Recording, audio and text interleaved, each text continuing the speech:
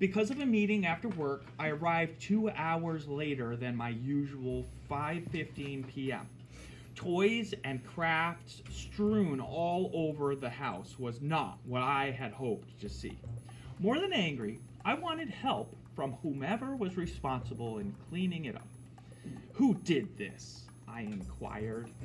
All three of my kids looked at each other. No one was interested in fessing up. They each had his or her own reason why it couldn't have been him or her.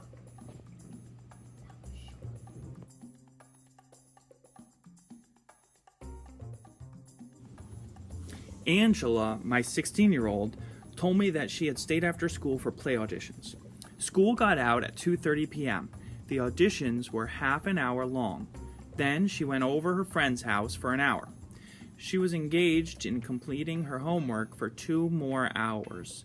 Once she finally got home, "It took me 15 minutes to walk home," Angela complained. This seemed strange because Angela's friend lives across the street, but I let her go on. She told me that after finishing her homework, she watched 2 television shows that were half an hour each. So you see, I couldn't have made this mess, Angela whined. I turned next to George. He looked to be ready with his defense. I went over to Bill's house immediately after school. I just looked at him. School ends for me at 3:10, and Bill and I built models for 2 hours. I know that Bill lives right next to George's school. How did you get home? I inquired. After a 10-minute snack, Bill's mom drove me home, George explained. And how long did that take? I interrogated George. It is just a 10-minute drive, but then I had to do my homework. I could tell that I was narrowing in on something. How long did your homework take? I had a lot.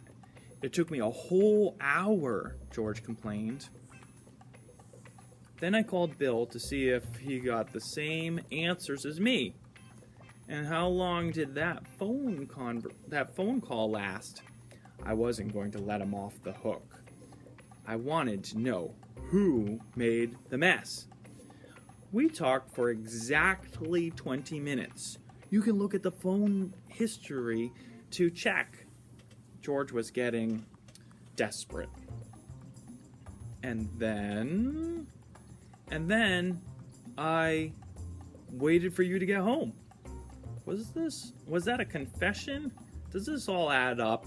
I'll have to do some math. The last of my offspring to question was Rowan. He looked pretty guilty, but I didn't want to jump to any conclusions before hearing all of the facts. Rowan, what did you do after school today? I asked him. The bus dropped me off at 3:45. I did my homework for half an hour. I saw that Rowan was holding his book. Have you been reading? Rowan looked worried. I read 5 chapters. Each chapter took me half an hour to read. Okay, Rowan, I believe you.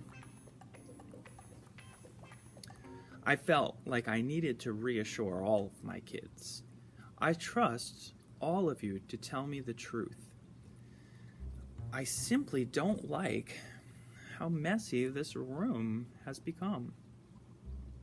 Why don't we all work together to clean it up?